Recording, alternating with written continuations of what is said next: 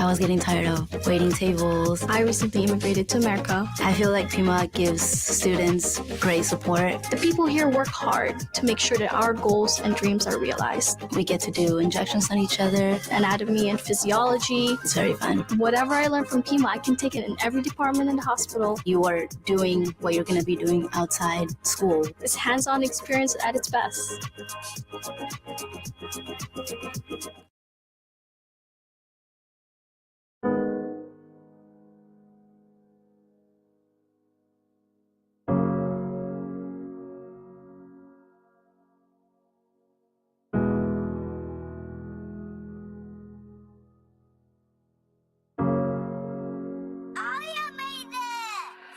Ivan.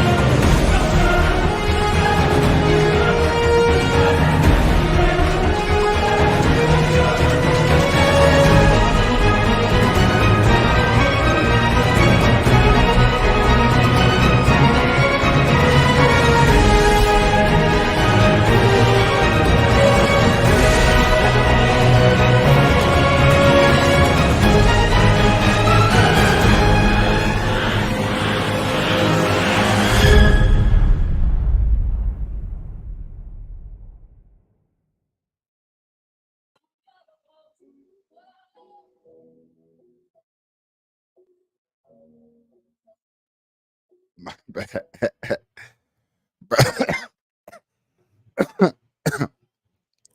Burn live, y'all. Marijuana will keep y'all connected.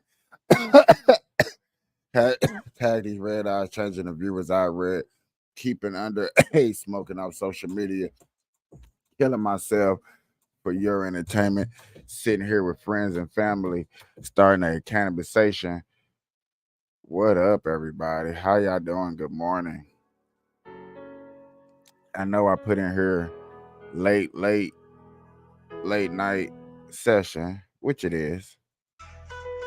It really is. Appreciate you guys being here. Y'all could have been anywhere in the world with anybody y'all want to be, but you decided to join me. Good morning, good afternoon, good evening, whenever time you're watching this. I'm actually recording this late at night. It's literally 2 o'clock, 3 o'clock in the morning. So it's either early where you at or it's late where you at, depending on what side of the earth you stay on.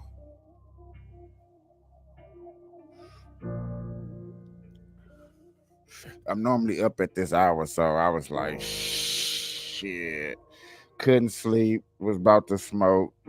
I was like, fuck it, let me go live and sit and talk with the people. Let me see what they on. Let me see what they about. Let me see if I can grab somebody's attention this late at night over some things. I went live earlier today. I got to talk about just some average things.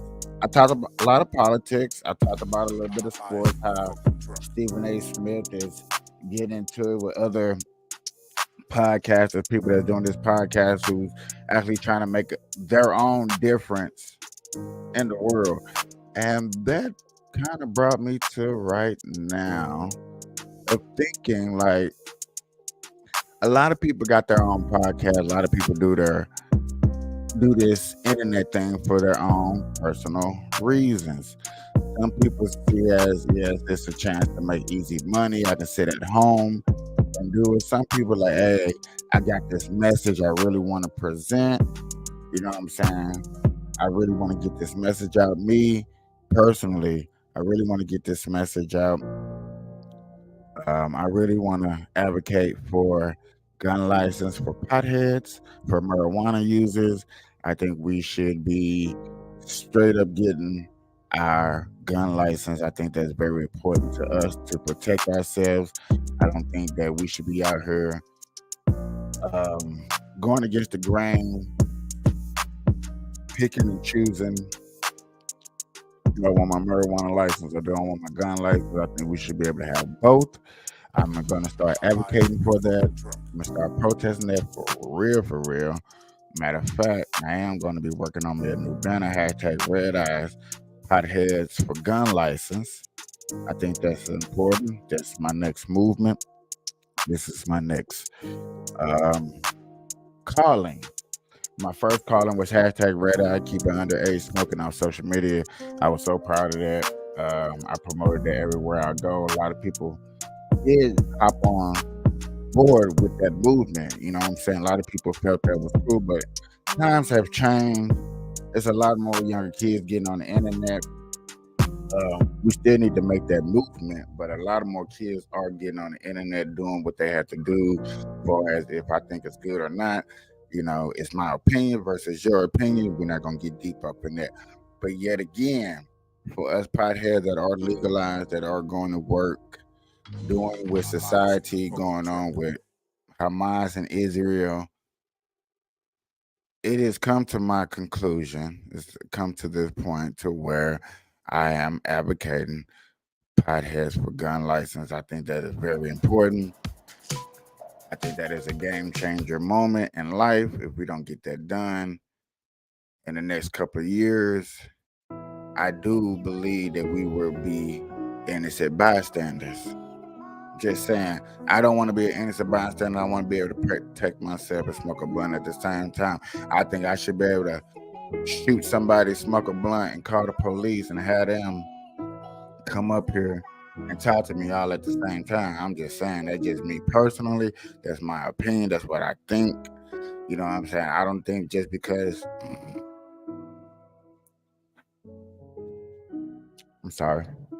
just because I have the use of marijuana that I should be excluded to joining the party or getting high, but just because I'm a pothead. Why can't I get a gun license and protect myself? That is the main focus. That's not the main focus of tonight, but that is my main new focus moving on into the next year and doing something positive just for protecting ourselves. I really do believe that protecting ourselves is the new movement, it's the new wave. So I wanted to come on here.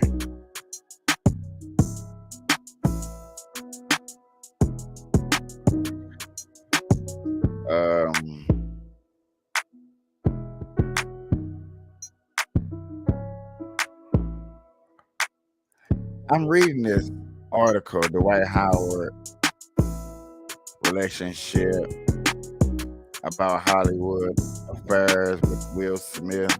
And I got this picture of P. Diddy and stuff. It's a 2 minute something long thing. So I'm thinking to myself, shall I share this? Shall we discuss this? Shall we talk about this? Is this one of those subjects that just need to be discussed because everything that's going on? I'm curious. I'm trying to see the video real quick.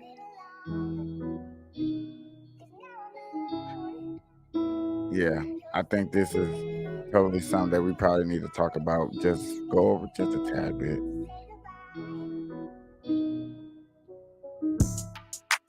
We're bringing the music back a little later.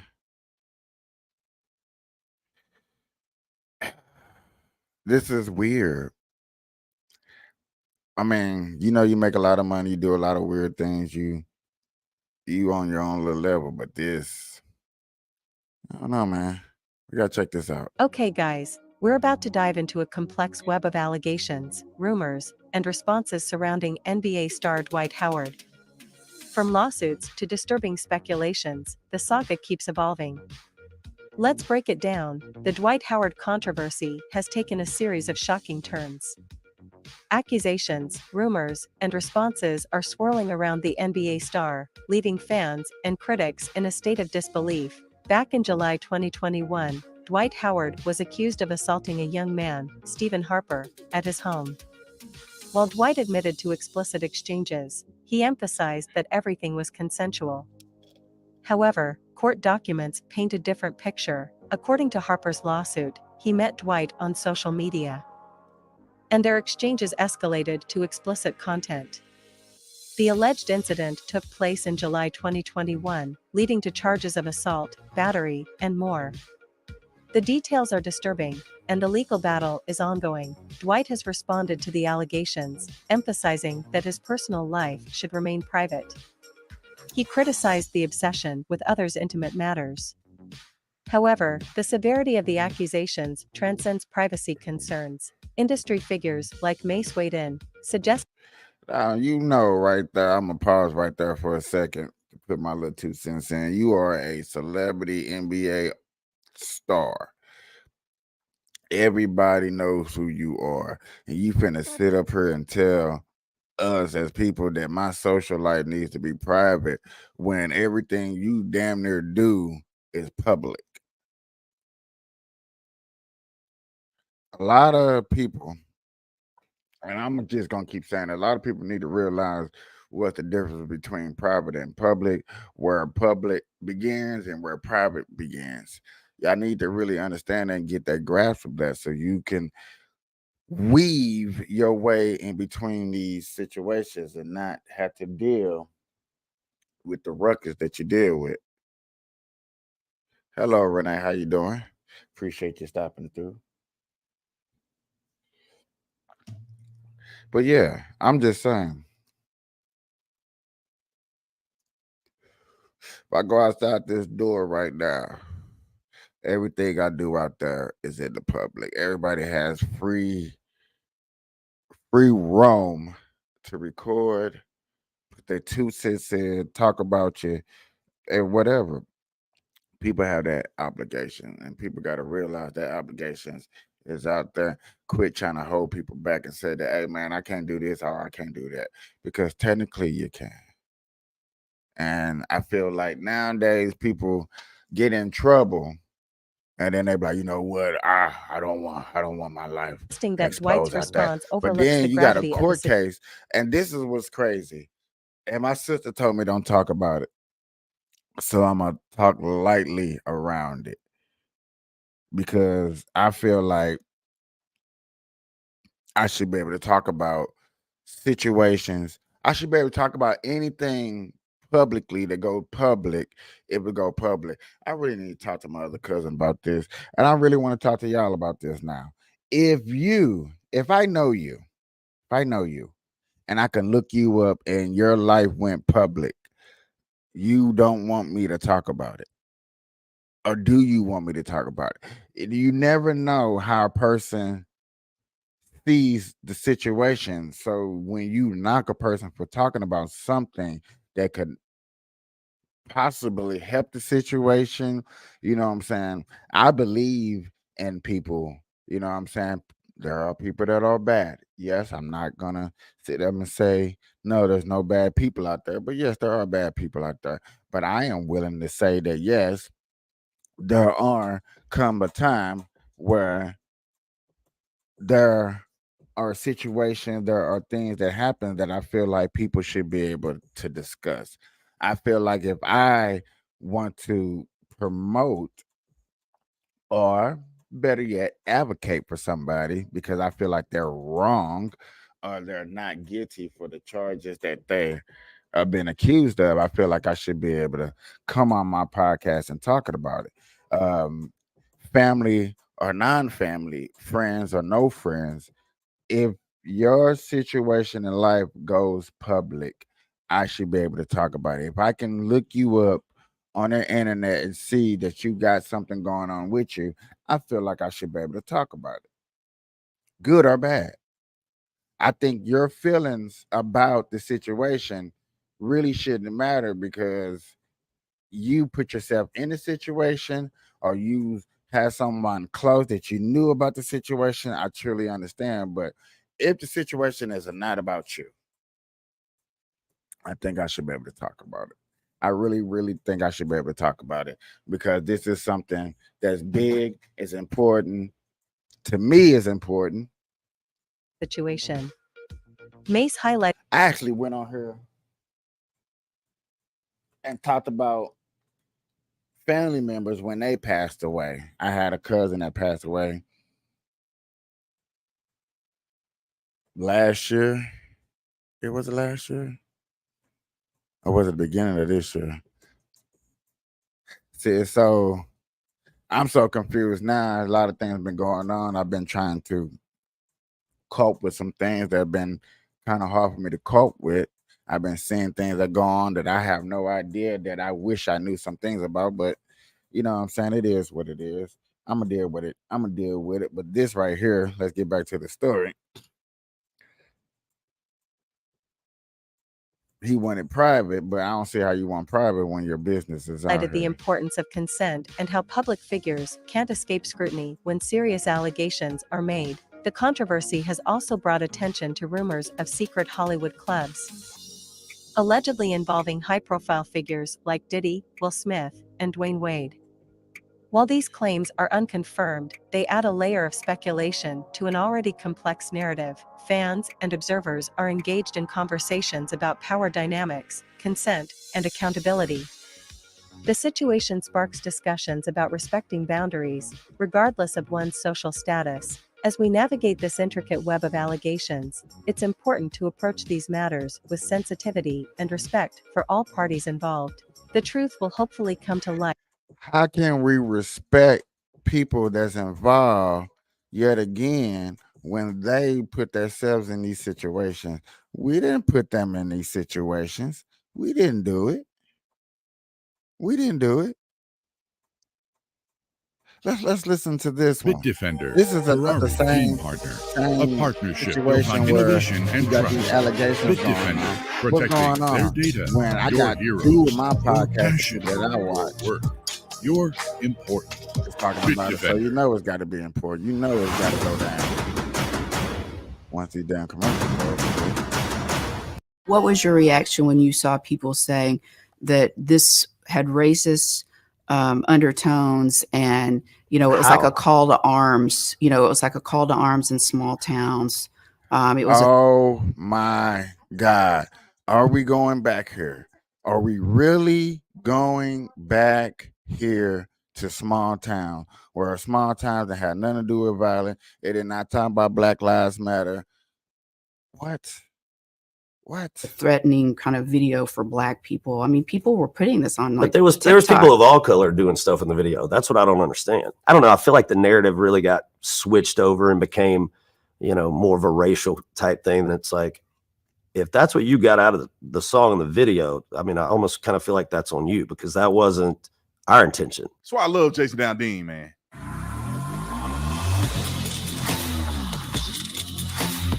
I feel it. I feel it. This video is brought to you by TatumStore.com. TatumStore.com. Get the merch link in the description. It divided the internet. Jason Aldean's song is racist, and if you can't see that, you're part of the problem. I am part of the problem then. I'm going to say I am part of the problem, because I did not see nothing racist about none of this video. Nothing about that song that I see racist. I got Black people watching this song. So if you're listening to this and you're watching this, go listen to Small Town. Come talk to me. Come sit down with me at my lunch or one of my breaks and let me know. School me on how Small Town was racist when it's talking about do not try what you do in big cities in a small town. Please let me know. Please just school me. After this interview, I want y'all to watch it. Roll the film. Stomp on the flag and light it up. Man, you think it's tough. It divided the internet. Jason Aldean's song is racist, and if you can't see that, you're part of the problem. What was your reaction when you saw people saying that this had racist undertones, and it was like a call to arms? It was like a call to arms in small towns. Yet again, the first thing he said is how, but she want to finish her statement, answer the question how. I want to know how. It was a threatening kind of video for Black people. I mean, people Threatening. No Black person in their right mind felt threatened by that song unless you are slow. Nobody in the hood that sells dope, that sells weed, that sells Percocet, that sells heroin, that sells drugs cared about that song. Nobody living in a trailer park cared about that song. Like, stop playing with me. This is the thing that y'all be like, don't talk about it, Michael. Why are you talking about? This. Y'all blew up over a song called Small Town. Like, there's not small towns. Like, they can't be represented. The hood gets represented. Cities get represented. Counties get represented. So why cannot small towns get represented too? That's how I'm looking at it. Like, y'all just want to take the representation of a small town. People were putting this on, But like, there was TikTok. people of all color doing stuff in the video. That's what I don't understand. You know, there was white people in there. There was black people. I mean, this video did not shine light on one specific group and say that's the problem. So, and anybody that saw that in the video, then you weren't looking hard enough in the video, is all I can tell you. I love the song. I was excited to cut it and thought it was actually a song that said something for a change, not just a, you know, here's another song for radio. Did you think, well, this might not go over well with some people, but I'm going to say it? On the second verse, it says, Gun that my granddad gave me. They say one day they're gonna round up. that I thought was going to be the biggest issue with the song, was that it said gun, you know, and that, you know, will tend to get people talking sometimes about that. So, you know, I didn't expect it to get the kind of heat that it got. And I think that was more probably because of the video more so than the actual song. Part of that heat was because of where the video was filmed, in front of the Murray County Courthouse in Columbia, Tennessee, the site of a 1927 lynching of a black teen. 1927. So nothing else happened at this town hall. Nothing else but like you said, 1927. We had to go all the way back to 1927. It is 2023, ladies and gentlemen. We went that far back to find the most discriminating racial thing that ever happened. Let's find the most racist thing. Black people going to jail. No. Black people going to jail. No. Black people going to jail. No. Black people hung there. 1927. Okay. But nothing else happened there that's positive. That's all. That's almost 100 years ago. That's like 90 something years ago. Okay. For anybody that thinks that we picked that building specifically for that reason, because, you know, there was a lynching there, whatever. Did you know that? No, but I also don't go back 100 years and check on the history of a place before we go shoot it either. It's also the place that I go get my car tags every year. It's my county that I live in. Would you do it in that courthouse again, knowing what you know now? Knowing what I know now, probably not. But it's also, you know, I don't think, again, I'm not going to go. What'd he say, y'all? I go get my car stubs there. That's the county I live in. This is where I stay. No, and if I wish you would have asked me that question, knowing what you know now, would you go do the video again? Yes. Because what that got to do with what I'm talking about? What does that got to do with what's going on today in society in 1927? What do 1927 has to do with anything today in 2023?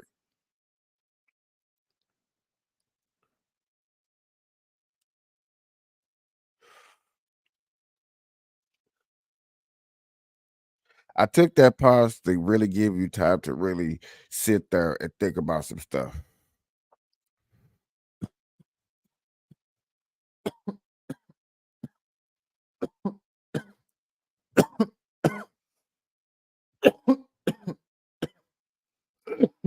Go back 100 years and check on the history of this building.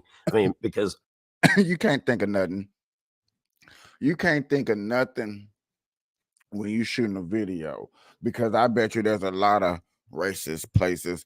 1921 Nevada was discovered out here, so you know what I'm saying, they had outlaws and stuff like that. There's no telling what happened out here doing a video shoot, and then somebody like, oh, did you know that? No, I didn't know that. Thank you for letting me know. Am I gonna stop doing what I'm doing? No. He didn't hurt nobody. Did nobody get harmed? Did nobody go to jail? Did nobody go to the hospital? People nowadays are getting too far in their feelings. We're getting too far in our feelings to where you can't say our lives matter. You got to start saying our feelings matter.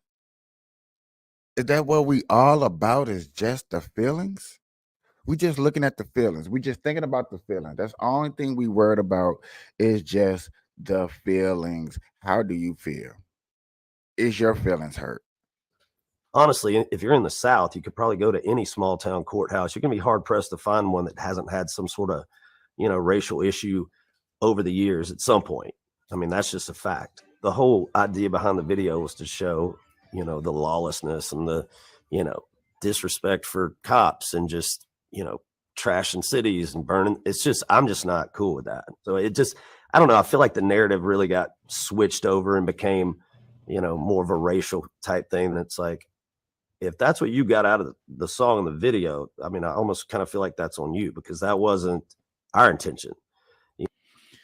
And I don't know how anybody can't understand that. I heard the song. It's funny because half of the country hear the song. I just think I still haven't met nobody yet that has a problem with the song, for real. I personally haven't met nobody. Now, yes, TikTok is something different. TikTok is something different. I think TikTok is people just find things to try to make controversial. I'm not going to even stunt, play, figure it out with you. I'm just saying, I'm just thinking this is what's really going on.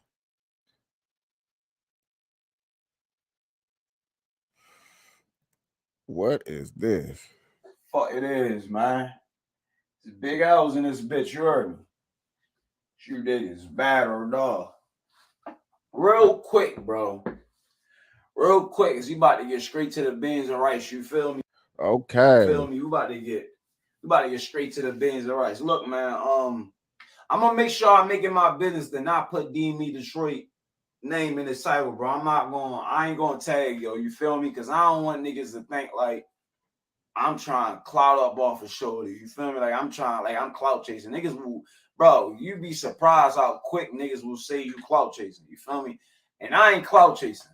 You hear me? But if I'm being honest, bro, if I'm keeping it a bean with y'all, like, I don't know, bro. Like, something ain't right with y'all. For real, man. Like, real shit. Something ain't right with y'all. And let me explain why I'm saying that, bro. So, DME made like 2 community posts like between yesterday and today. You feel me? He made like 2 community posts, and he was pretty much screenshotting or sharing a tweet. Right now, he shared a tweet from a RBE battle rapper's baby mother. Right, I don't know her name. We ain't even gonna get into that. But the back. Oh Lord. See, this is it right here. Stop with the battle rapper beefing. name is Sino Savvy, right? I believe that's how you pronounce his name. Sino Savvy. CINOSAVVY. Bro, black people, black people, black people, black people, black people, black people, black people. Stop with the beefing. White people don't beef. They don't. They do business with their enemies. They keep their enemies even closer. So what that means is they really, really, really do business with everybody. You got to be versatile to do business with everybody. You may not want to become a business partner with everybody. No. But you're going to do some type of business with everybody.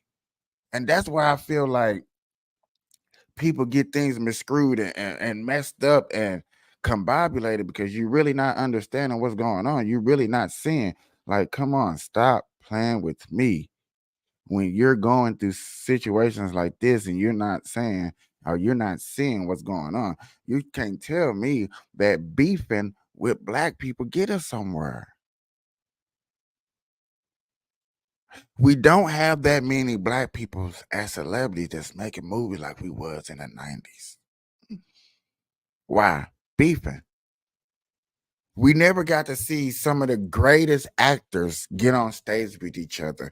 You never got to see the greatest team get put together that had a chance to get put together in NBA history because of some odd weird beef going on, or a person wanted money.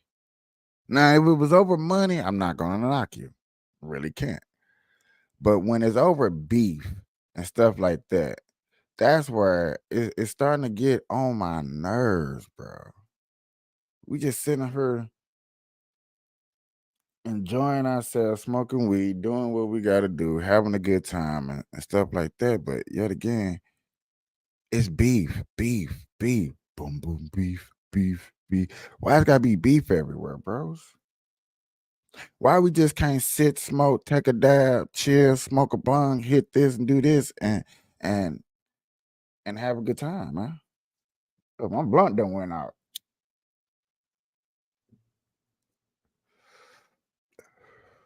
I did a show earlier today.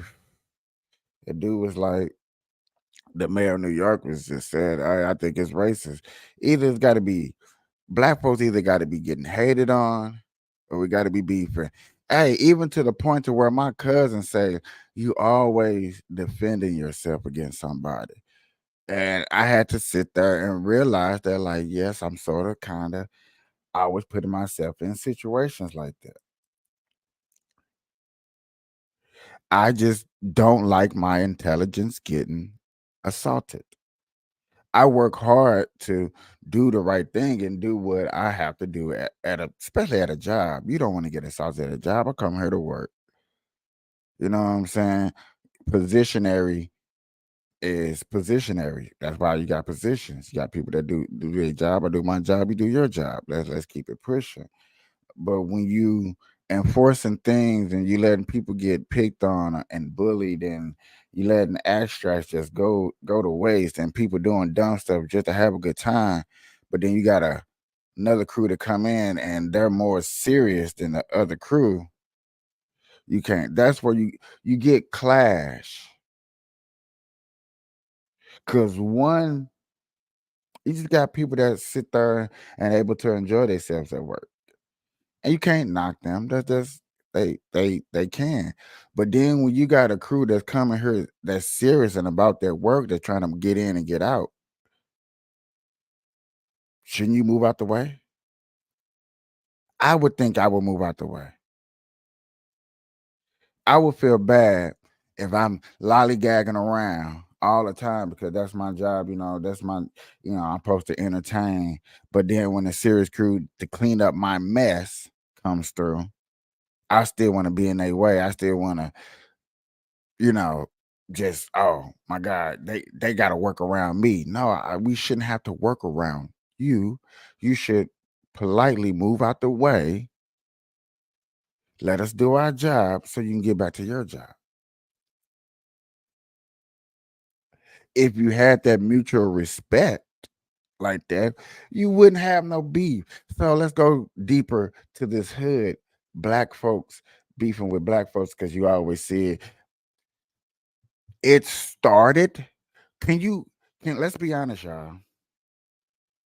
It started in the rap hip hop era with beefing over music. When you had the battles,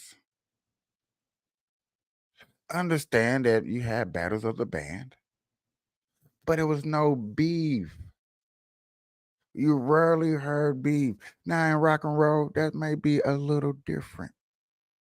Heavy metal, that may be a lot different. That might still be, you still had beef, you still had war. But in the hip hop era, come on. You had people stealing other people's equipment. You lugging around these big old record players and records. You had crates A lot of people nowadays don't realize and will never get the perspective of lugging around record players and like at least two of them, because you got to scratch, then the mixer in the middle to be able to put back and forth. Then you got to lug around at least two more crates full of records, and that's four. That stuff is heavy. Setting up, you know what I'm saying? Nowadays, I can just press this button right here, and I'm finna play some music. Bam. I'm playing music. I don't know if y'all can hear that in the background, but I'm playing music.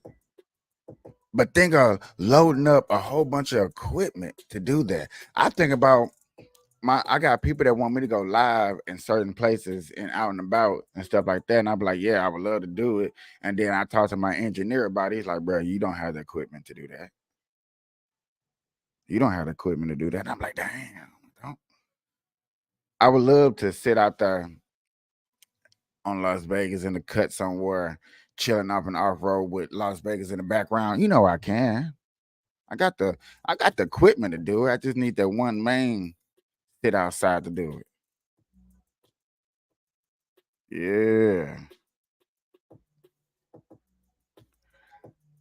So all this beefing going on, and it's too much beef going on, ladies and gentlemen. It's just a tad bit too much. And if you don't think it's just a tad bit too much, you playing yourself. We're playing ourselves. Now, we 41 minutes into the show. I got some people that's coming in and out. I just want to let people know that, hey, I'm gonna start going back live. I'm hashtagging these red eyes, throwing the burn live over the eye, hashtagging these red eyes, advocating for potheads with gun license. I'm advocating potheads for gun license. We need to safen our streets. I'm advocating for police officers to get marijuana license. So it's 2 in 1. Okay, this is the main thing that I'm going to be start advocating for. I am going to make a special intro in the beginning, a special intro, special outro on the outros to advocate for this. I think this is highly important. I think we need to sit here and believe in doing the future. Okay, we need to start showing each other love and kindness, but also as potheads, let me fire up to this.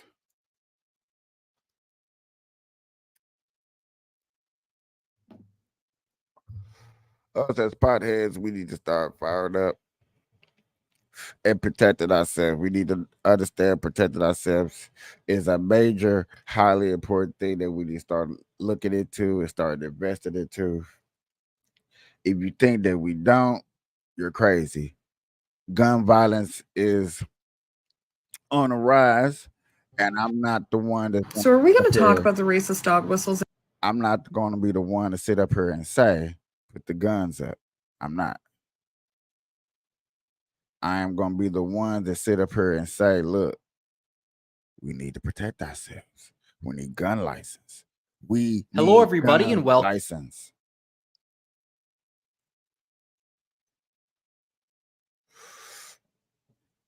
Okay.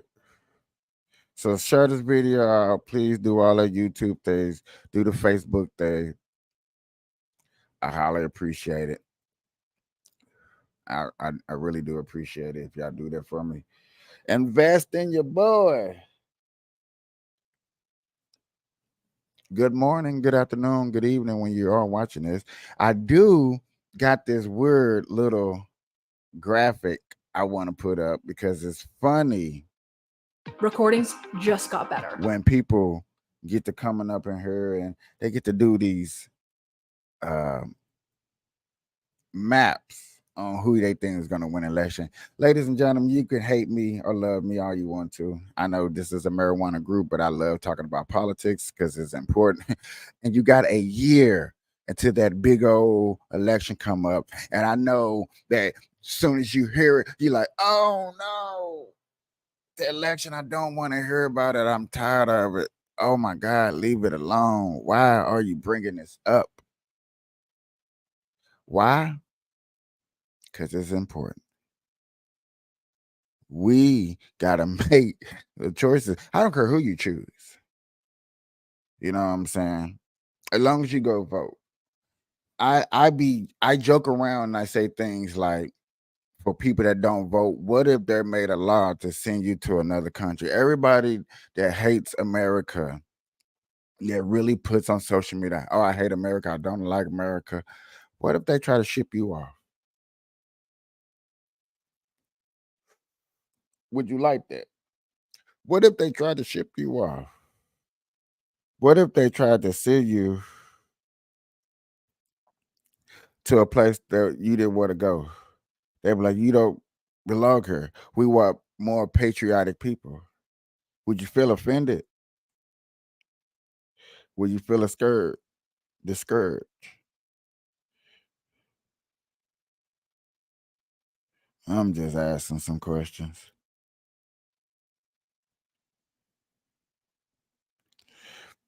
How would you feel? What is the world coming to make a positive effect on you?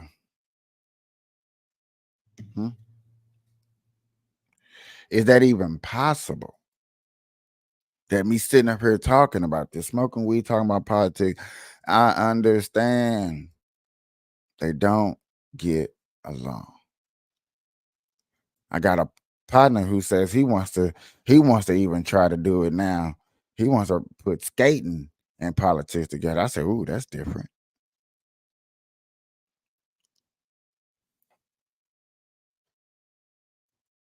Before we let this person get into this map, I need people to look at this and look at the electoral vote.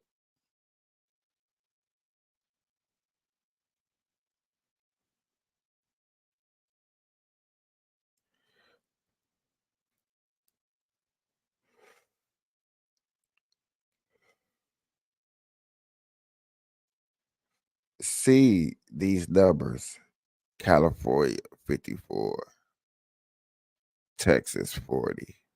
Look at the ones with the big numbers: Florida 30, New York 28, Pennsylvania 19. And you wonder why, when it comes to elections, when it comes to lawmaking, why certain states have an effect on what goes on in America. I just want y'all to see why. Because they hold a big population, they hold a big college election, they hold a big Congress, they hold a big senator, they hold a lot more lawmaking abilities in these states. So when these states that I just named go into effect with their laws, they're normally spread it amongst other people, because why? They show a good confidence. And like, oh, it worked in that big ass state. Let's move it to smaller states. Ohio 17.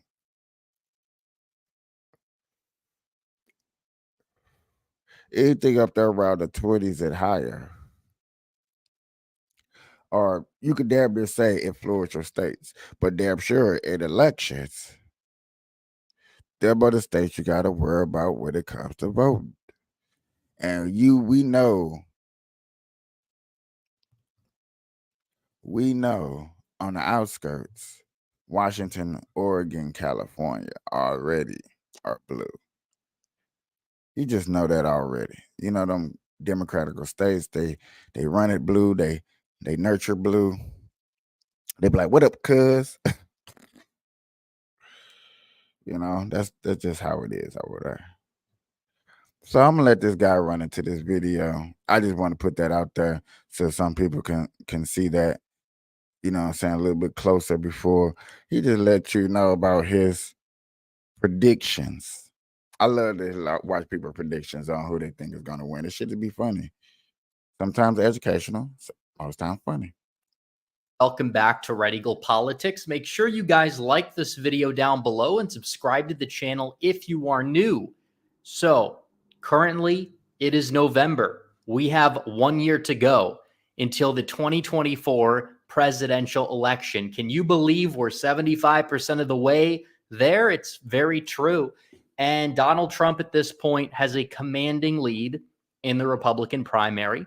Joe Biden does not have any serious opposition on the Democrat side in his primary. So you guys know what we do here. We're doing an election prediction, Trump versus Biden, filling the map out, all 50 states. It's 270 to win.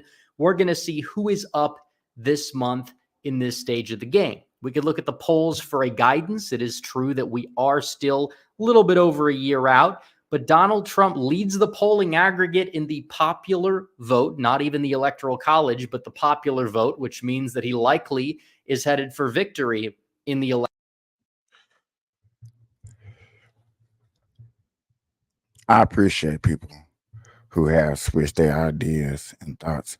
I have talked to people personally, and I appreciate the things that I have heard. I have debated against a lot of people and just had small conversations, just little small 5-minute conversations, just about what do you think? How do you see this? What is your perspective of this situation? Do you like what's going on? And then you hear, now majority of people just gives no fucks. They're just mad that they're in a situation where they had to pay a lot of money for a lot of things. Like, why am I paying for this? Why am I paying for that? Why am I paying for this? Why am I paying for that? Why am I paying for this? So you get the frustration that people go through. I'm like, yeah, you go through frustration. I'm going through frustration too. Right? Then you look at gas prices, then you look at food prices, then you're looking at housing prices, and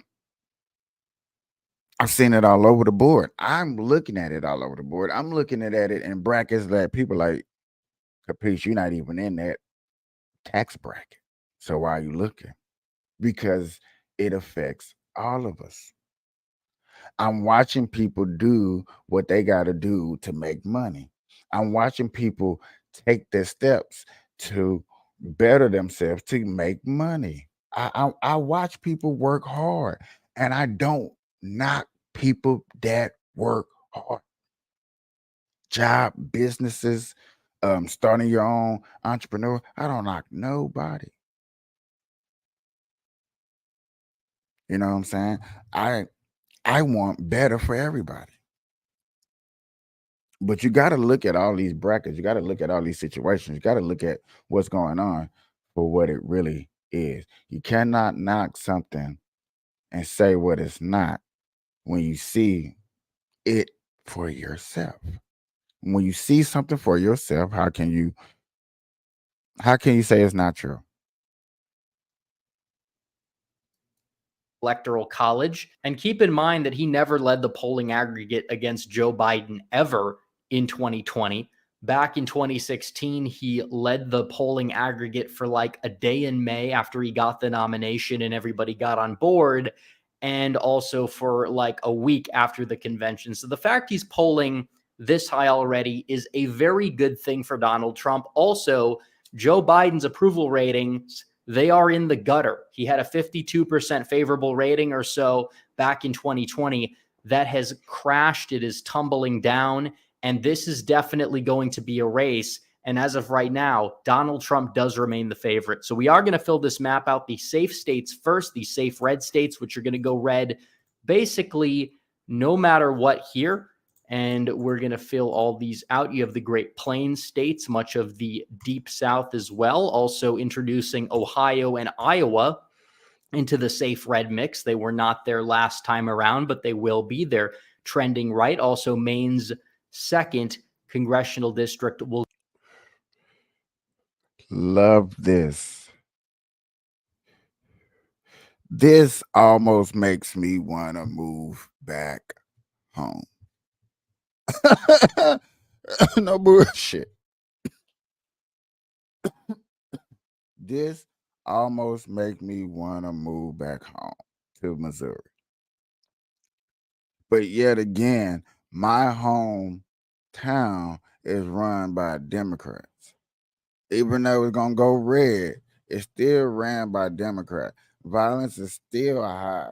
You still haven't brought enough attributes for me to like, yeah, I'm ready to go back to Missouri. I need tougher police officers. You know what I'm saying? And some of them other states that I see out there, I just like, ugh. You know, good living, tough old crime states. That's what's up. I just wanted to say that because I'm looking up here at Missouri.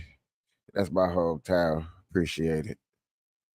Will go in this category, and the state of Alaska, even though we've teetered on putting it in the likely red column or the safe red column, because the state is kind of changing a little bit per se in terms of the political landscape of it. They now have a Democrat congresswoman, mainly because of their wonky election system with ranked choice voting, whatever. Still, Biden is very unpopular in the state of Alaska. I think Donald Trump is going to take it by over 10 percentage points. So now we're going to fill out the safe blue states, the states that are going to go in the safe Democrat column, no matter what. I know we've seen polls for some of these states like Illinois or New York that actually have it within 10. But at the end of the day, I do anticipate them to go blue by over 10 points. Although I will say that even that if that may be the case, the margins in some of these states like New York, California can very well be closer, which might aid and abet a Donald Trump popular vote victory, which we've heard from a lot of people could never happen. Well, does seem to be a much more realistic possibility now than it has in the past. So without further ado, these are all of the safe states on either side. Now we are going to fill out the likely states. We'll start off with the likely Republican states. Once a swing state, we'll start off with the state of Florida. The state of Florida is not really all that competitive anymore. Donald Trump won the state by almost 4 percentage points in the 2020. This is why I feel like we should watch this for a second. You know what I'm saying? I hope I don't get in trouble. You know what I'm saying? But this is important just to see. I'm glad he bringing in a high definition election. Good morning, everybody. And it does seem as if, based on how many people have moved to the state, based on what the midterm showed us in terms of the competence of the state party, they use the election system to their advantage and it pays dividends. Florida's trending right. I would expect Trump to win the state by close to 10, maybe not 10 points, but like 7 to 8. And it's possible if he has a very, very good night that he could end up taking the state by a safe margin, but we'll really just have to wait and see how that unfolds. We haven't seen a whole lot of presidential election polling out of the state of Florida. Thank you, Edwin. Also, the state of Texas. We will be putting that in the likely Republican column. We have seen polling that backs this up. Donald Trump is doing fairly well in Texas. Republicans, just like Florida, they have a competent state party when it comes. It's now, I didn't have too much to say about Florida, you know what I'm saying? But look at Texas. Why is it weirdly Democrat? I know it's a way for me to zoom and I forgot. But in the main city of Dallas, in the main city of Austin, San Antonio, and then look at along this borderline.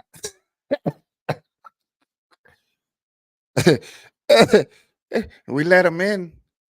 Let's say we let them in, and if they stay around here, they say Democrats.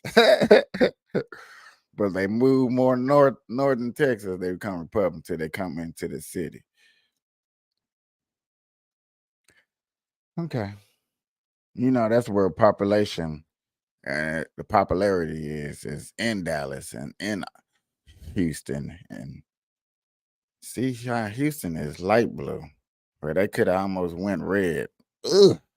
It'd have been a joy, joy, joy, joy down there in my heart. What? I would love to see one of these blue cities actually go red for once. Really red and black. Wow. Now that's a black community switching their minds.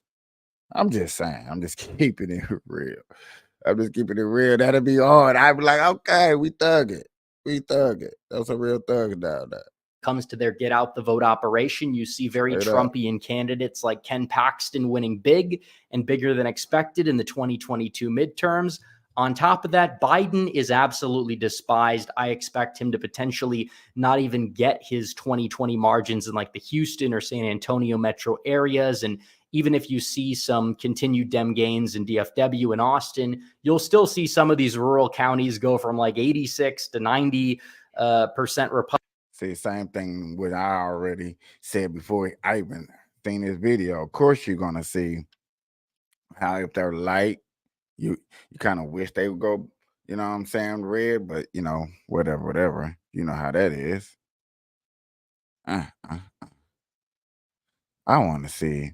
Y'all know what I want to see. I'm ready for him to go over there to Nevada. Republican, they keep moving right, and that actually some Trump probably is going to go red. The Senate race to New Mexico, a similar thing in the state. These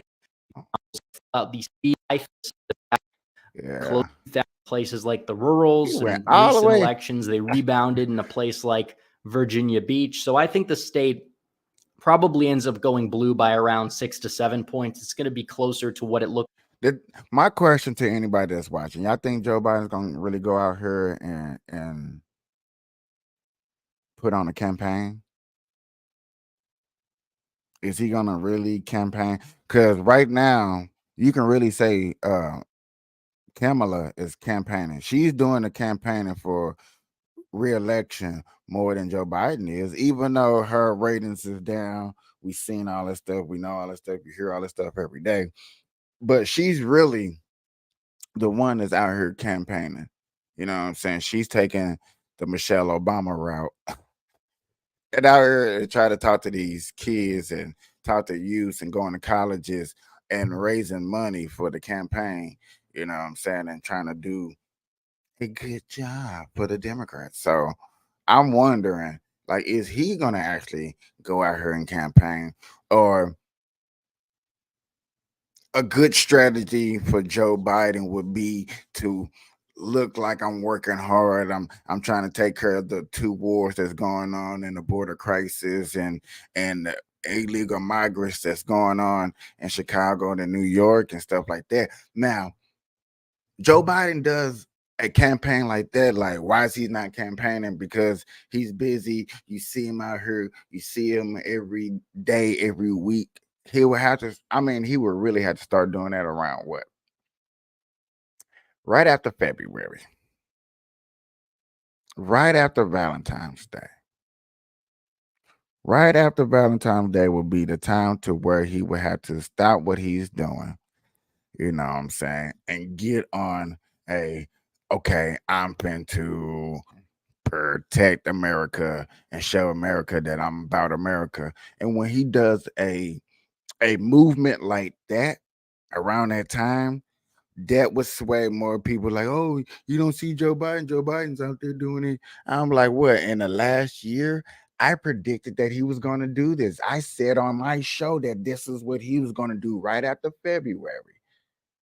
Right after Valentine's Day, because he's going to be with his little sweetheart and stuff like that. And everybody's going to be with their little loved ones and love whoever they love and all that good stuff. And then right out there, his campaign is going to go hard in the paint. He is going to go hard in the paint. And that's what it's going to take for you to see that Joe Biden is the president that you want him to see. Look like in 2016 compared to what it looked like in 2020. So in terms of other states that are going to be in the likely Democrat column, well, we'll fill out Nebraska's second. It voted for Biden by like 6, and its trends are not favorable for Republicans. I really wish that the GOP in Nebraska would have redistricted that district to be more favorable to the point on the ticket.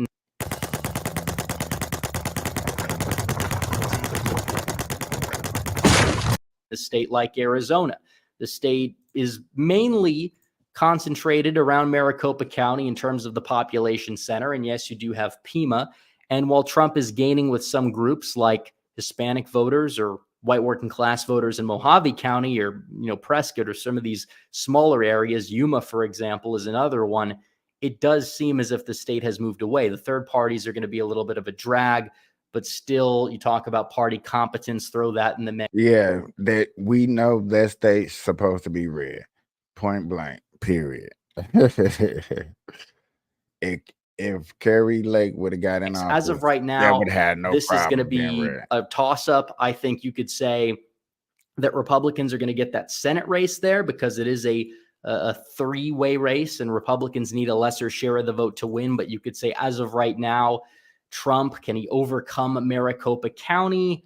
It's possible, but in this prediction, as of right now, we'll put it tilt in Biden's column. But Republicans, on the other hand, have favorable trends in a state like Nevada. The demography is more favorable. You have a higher share of Here we go, class voters compared to college-educated white voters. On top of that, you have your highest minority being Hispanic voters. They're moving right to a certain degree. That's going to help Republicans out in the Vegas metro area. And unlike the Phoenix metro area, Vegas is moving right. Because of me. And the rural areas, they're not really out. I came out here, listen here, I came out here with a mission to help turn this state red. I've been preaching this redness since I got out here. You know what I'm saying? That's why people don't want to get along with me now. That's why people can't stand me now. But when you see it and when it is involved, don't be like, oh man, Michael was right. And I don't even want to hear it. You know what I'm saying? Because nobody's gonna say it. Nobody's gonna say it. But then you're gonna think it. You're gonna have it in the back of your mind. Man, Michael was right, bro. He was on to something. Like he wasn't just trying to be mean or trying to be deception or being a negative person. He just spoke with confidence in a way that we need to look towards the future. If you don't want to look towards the future, it's okay. It's all right. I have no problem with it. But I want us to start looking towards the future. That's it. That's all I was trying to do. Adding a whole lot, but so long as they're able to learn from the mistake of the snowstorm, which cost Adam Laxalt the Senate seat there last year, they should be able to use the election system to their advantage, capitalize on a more competent party than years past and a more incompetent Democrat party than the Dems have had in years past, and flip the state of Nevada. Third time is the charm for Donald Trump.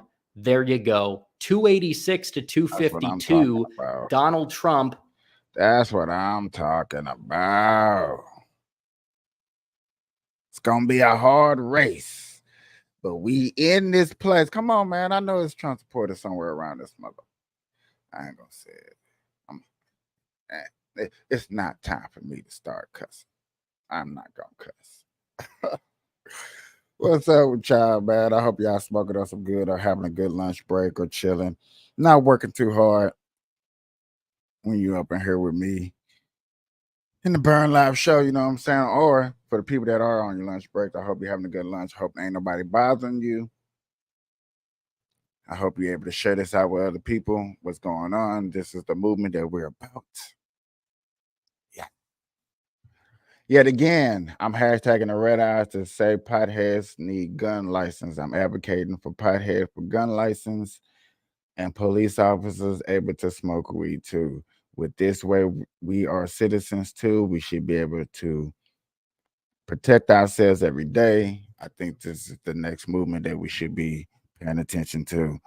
If we don't advocate for this and being a victim of gun violence that is happening in America is sad today.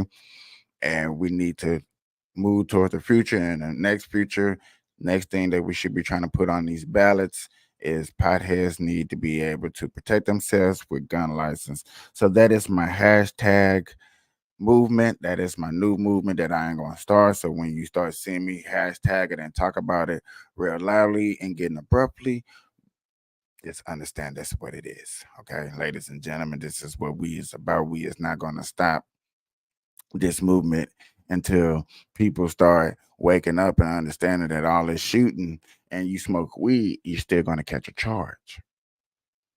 You smoke weed and you catch with a gun, you're going to still get a gun charge. And then you're going to look at all that hard work that you did and be like, okay, it's still not fair. Yes, it's still not fair. What you got to do is stick out for each other so we can protect each other. All right? Okay.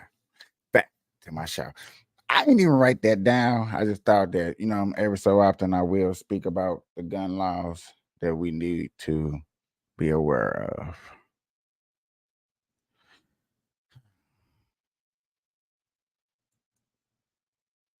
It is time to speak about the tragedy that's going on. I haven't spoke about it in a while, but it is happening. I can't sit up here and ignore it, act like it's not happening. So, I can't act like it's not happening. You know what I'm saying? It's probably on everybody's feed everywhere you go. Yet again, just to give a little update what's going on. I'll let them take it Latest of away. the war in Israel. Israel's latest airstrikes level an apartment building in a refugee camp near Gaza City. Israeli military officials say the strike destroyed a Hamas command center and a network of tunnels set up underneath civilian houses. And also today, the first group of people arriving in Egypt from Gaza. And Egyptian officials say Palestinian people in the fighting are coming in from the Gaza Strip. And today, the Biden administration gave an update on aid being sent in to Gaza. As a result of our efforts to accelerate the delivery of international humanitarian aid, 59 trucks entered Gaza through the Rafah crossing yesterday, representing the highest number of trucks in a single day to enter Gaza since the humanitarian corridor began on October 21st, and bringing the total number through yesterday to 217. Trucks continue to enter today, and we expect today's number to surpass yesterday's, just as yesterday's number surpassed the day before's, as we continue to ramp up deliveries to Gaza. And for much more on the latest in the Middle East, now I want to toss it over to Tori with more. Yeah, and there's a lot to get to, obviously. I'm right now joined by Professor Victoria Gilbert from Wofford College. And I know you're a professor. I'm not going to lie to you. As far as we going, I am not finna sit up here and listen to somebody over here in America speak about what's going on over there. If they not over there in that situation, if they not over there in that showing me sweating, like I showed 2 days ago. Well, yeah, about 4 or 5 days ago. Whenever I showed that video, that guy was actually over there. He was sweating bullets. You seen the sweat coming down his face. So that's the stuff that I'm talking about. Oh, snaps. What is going together on? something special in your home. We always find a way What is back going home. on? At Amazon Freight, we know the only. If this is what I think, if they now this laundered money. This is what you call interesting. This is something that I should have let off in the top of the hour with. You know what I'm saying? This right here is where it's at. Like, how can you have low ratings, did all this negative stuff, and now you finna really get impeached? Like, it's really, really finna go down as you been an incompetent leader. We finna get in this story in just a second. Let me take this quick commercial.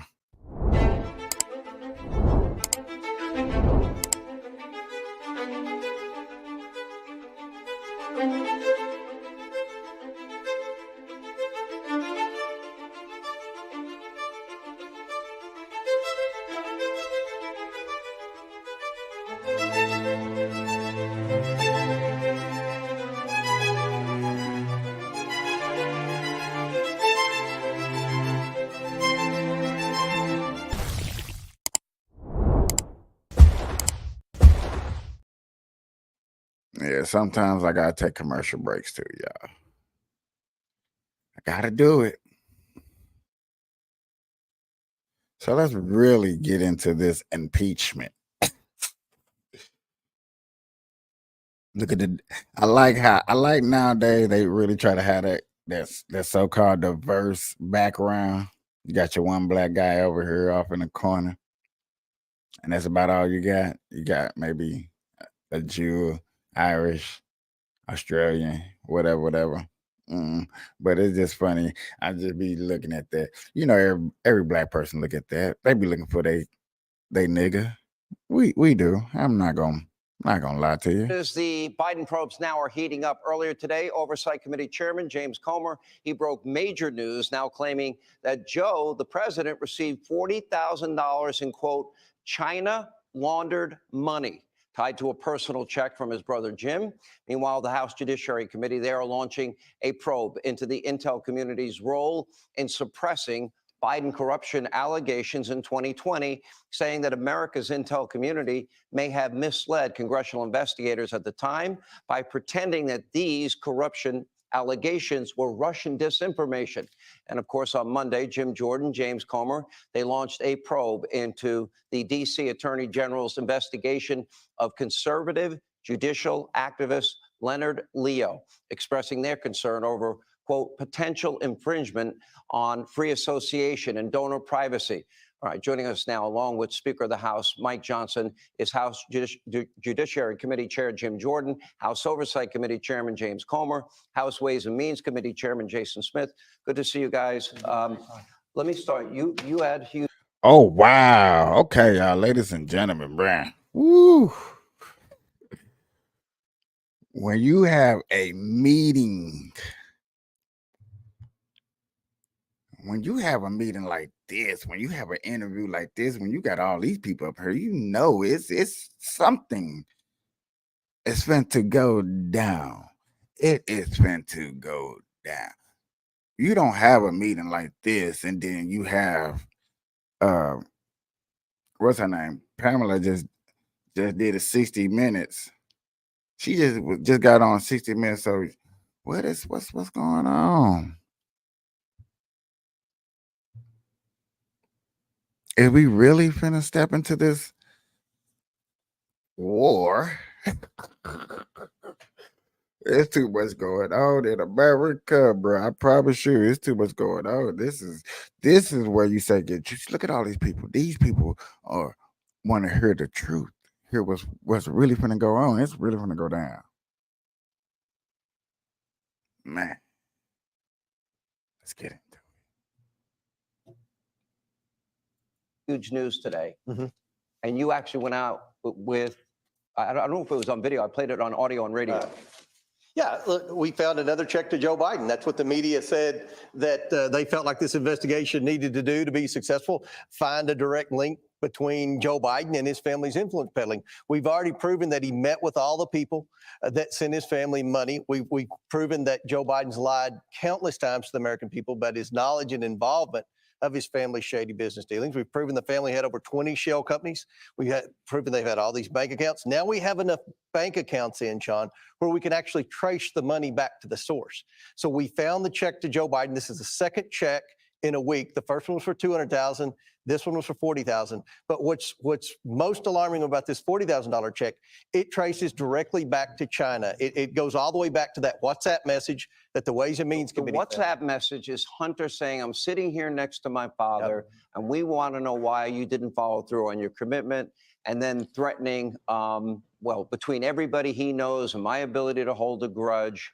So ladies and gentlemen, if you're not understanding, this is the second paycheck that they done found that makes them want to impeach Joe Biden, to say that he has corruption during his administration, or probably Obama's administration. Man, come on, y'all. Now, that one, 5 days later, they wired $5 million. $5 million. So, but you found 40,000 of that 5 million went to Joe directly? Yeah. From the 5 million, then Hunter got a fee of $400,000. And then it was laundered through 3 different Biden bank accounts to Joe Biden. Now, $40,000 is 10% of $400,000. This is the CEFC deal. Whoa. 10% for the big guy? Well, it's 10%. 40,000 is 10% of 400,000. Speaker Johnson's going to be upset. He's not going to be called the big guy. I guess it's going to be Joe Biden. You thought you got this new position, That's not right? the title I want. No. But it's very concerning because the president told everyone in that debate that his family never took any money from China. They've taken millions from China, and now we have evidence that Joe Biden himself benefited. And this is in energy. And Hunter Biden did that interview with Good Morning America, and he said he had no experience in energy, oil, gas, Ukraine, and certainly he didn't have any in China either. And so 5 million in this particular wiring. And then we got the Burisma money, again, no experience, at a time where he admittedly was addicted to drugs. But here's what we know. Didn't Joe Biden as a candidate and a president repeatedly say he never once talked to his son, brother, or anybody for that matter about these foreign business deals? And don't we know that he was on phone calls with these businesses? It's about to go down. See, this is why I haven't really had nothing to say and really lashed out at Joe Biden, because I was just waiting. I just rather sit back and wait for the smoking gun, for it to really come out before you really start saying something. I know everybody finna start throwing news and putting their news scripts out there. Oh man, did you hear about that? Did you see about that? Yeah, I seen about it. But did you hear about what Joe Biden is going through? This man got checks on checks on checks on checks on checks. Okay, you know what I'm saying? How many rap songs is Joe Biden in? How many checks Joe Biden in? Come on, man. Everybody want to point the finger at your boy Trump. Hey, Trump did it. Trump is the guy. Trump is the main guy. He's the one that can't successfully do it. You know, we got to take him out. We got to take him down. We got to show him who's boss. Okay. We got to show him who's boss. Show him who's doing it. But then you got Joe Biden. And then when you show people stuff like this, when you show them stuff like this, they be like, oh, no, that ain't happening. Come on, man. That's still not enough evidence. Now, I can't wait for them to make the video and hear from The View and see what The View got to say about this. I can't wait to see what The View got to say about this, because you know The View is going to have something to say about this. And it's going to be juicy on me. It is. Y'all know it's going to be juicy. It's going to be something equivalent to a masterpiece. It's going to be a total meltdown. That's what it's going to be. Them ladies going to go crazy. And they ain't going to know what to say or do. And that's what's going to happen. And I can't wait to see it. I can't wait till it goes down. I can't wait to be partnership with this. No, I'm just playing, y'all. But you know, once this story right here gets broken out, everybody's going to have something to say. Business partners. I've never been to the Cafe Milano. Wasn't he now? Don't we have dates and times and places meeting with the likes of Russian oligarchs and these shell corporations and 9 Biden family members being paid? That's right. Phone calls, dinners, private meetings, trips on Air Force Two. Now we have evidence that he was involved in the money laundering. I mean, this family, the crimes that they've committed. Is it just money laundering, or what do you call it when you get paid for something? Well, if like that. Well, it looks Shout like, it out if you know right, the answer. Right. Yeah. That's right. And the fact that they're trying to say everything's a loan, the $250,000 wire we found 3 weeks ago that was from China to Hunter Biden that listed Joe Biden's house as the beneficiary address, they said that was a loan. They said these last 2 checks to Joe's a loan. You're going to continue to hear the White House say loan, loan, loan as we continue to unveil more money that's been floating around in the Biden sphere. Loans are a way to not pay tax. Reasons for impeachment, evasion. aren't they bribery, high crimes, and misdemeanors? Yes. I'll ask the 3 of you, Chairman and Speaker, are we looking at potential Joe Biden was involved in bribery? I mean, they cannot explain what they did to get the money. Jim Jordan, let's talk about the latest developments in your committee. Well, on one hand, you got the Department of Justice that said parents were terrorists, pro-life Catholics were extremists, and last week we learned they were spying on Capitol Hill staffers here, working on investigating them when they were doing the whole Crossfire Hurricane thing. Not to mention the other things you brought up. So. And then on the other hand, you got the same Justice Department that slow walks the Hunter Biden investigation, where David Weiss tells us different stories all the time. The White House can't get their story straight. And then really, I think that the example that tells it best is Burisma. Because Joe Biden did all these things that Jamie's focused on the bank records, the suspicious activity reports. Jason and his committee are looking at the whistleblowers who came forward, who, by the way, their story has not wavered. Their testimony has been tested, has been cross-examined, and it has stood up under all that.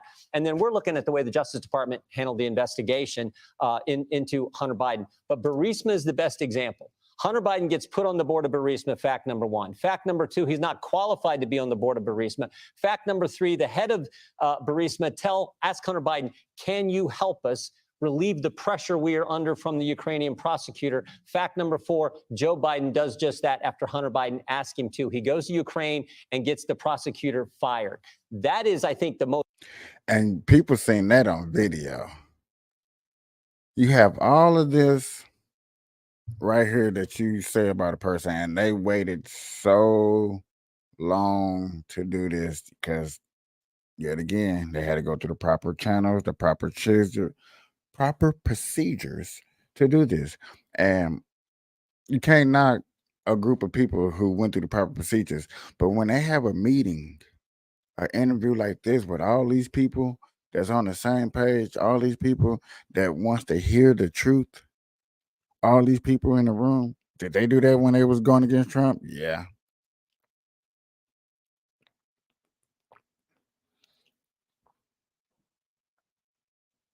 I cannot wait until they make the movie about this. I can't wait till they make the movie about this. This movie they're going to make about this going to be extraordinary. I know so many people are going to have their versions. I know it's going to be a movie. It's going to be a TV series. Somebody's up there writing about it right now. Like, you better write down everything that's happening. This is better than TV. You have every type of conspiracies, dead bodies dropping, wars going on, every collusion that you can possibly think going on happening. You got going on right now. It don't get no better than this. You don't need cable TV. All you need is to check out the Trump versus Joe Biden. If y'all don't see it like this, y'all tripping. It's better than TV. You really got the real true actions going down. For real. The real actions. Most compact and compelling way you can tell this story, in addition to all the stuff that the whistleblowers have brought forward on the investigation and Jamie's uncovered in his committee. So he leveraged $1 billion taxpayer dollars. This is, 4 or 5 days after Joe Biden got on a call with Hunter and Burisma executives. They had a problem at the time. The problem was the prosecutor investigating them, Victor Shokin. And then lo and behold, as a consequence, Joe gets the guy fired with our money, and then Hunter continues to get paid. Leverages our American tax dollars to get it done. They're in Dubai. Devin Archer, who we deposed, tells us they're in Dubai. The head of Burisma asked him, can you weigh in? Can you help us? Hunter immediately calls his dad. 5 days later, his dad, Joe Biden, then vice president, leverages American tax dollars to get the prosecutor fired. That all happened, and we have that from the deposition with Hunter Biden's business partner, Devin Archer. Let's go to the Ways and Means Committee, because you're following a lot of the financial aspects around this. What is the latest? Of course, just last month, we released over 700 additional pages that came from our 2 IRS whistleblowers. Are there more whistleblowers? It's the two that we're working on right now, but they continue to give us more information and confirm their testimony. As the liberal media attacks them, they want to defend themselves, and they've been providing the information. What we have learned is that Joe Biden was not just the brand that that they were using to sell all over the country, all over the world, but in fact, he was benefiting from selling it. One example is for the IRS whistleblowers claimed that they were going to investigate Joe Biden's campaign for a loan that Kevin Morris had done to pay more than $2 million worth of taxes of Hunter Biden's.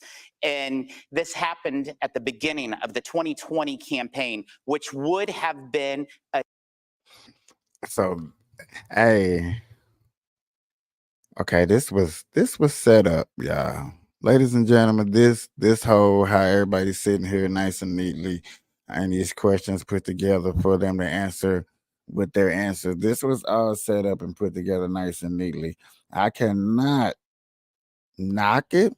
I'm not trying to hate on it, but I'm just saying this was definitely put together so they can present their case to the public, and the public can see what's going on, and we can weigh and I have an opinion so we can try to press them to do an impeachment on Joe Biden.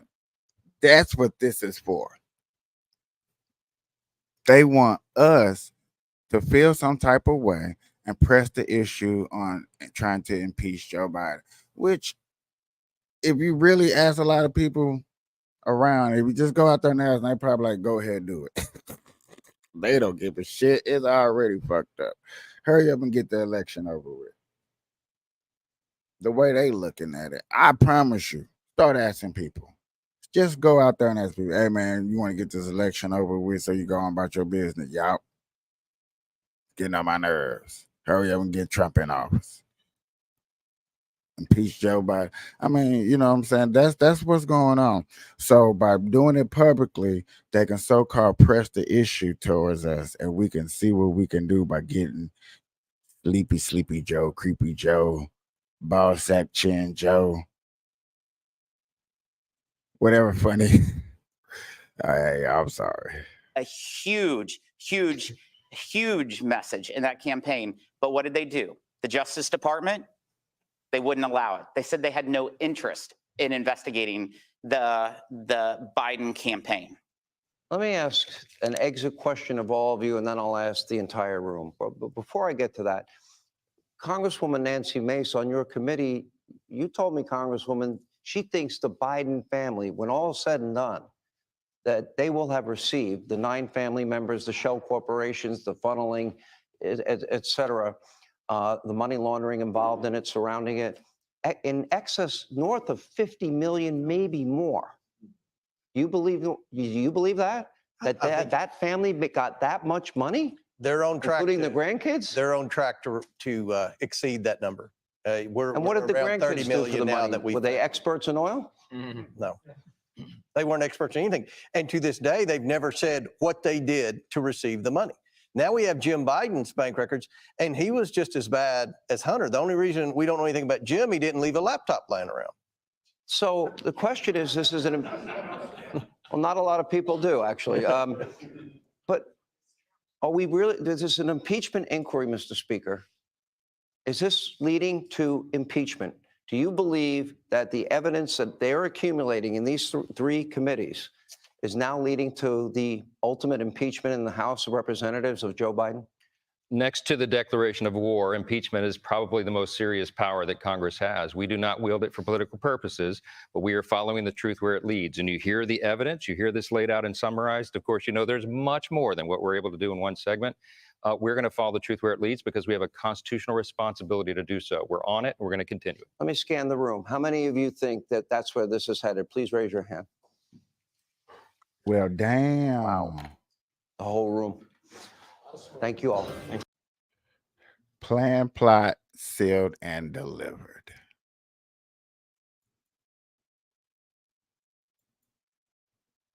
That's what that was about right there. That was delivering the truth to some people who's not ready for it.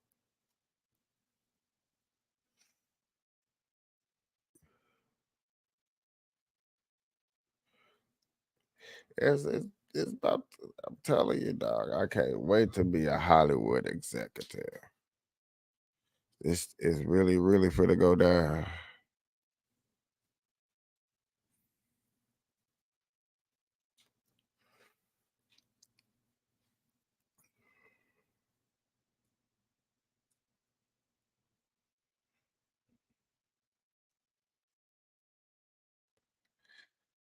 I don't even know what type of story I want to bring to y'all after that. I think I might have to end on that type of story like that, y'all. Y'all have a good day, good morning, good afternoon, whenever time you're watching this.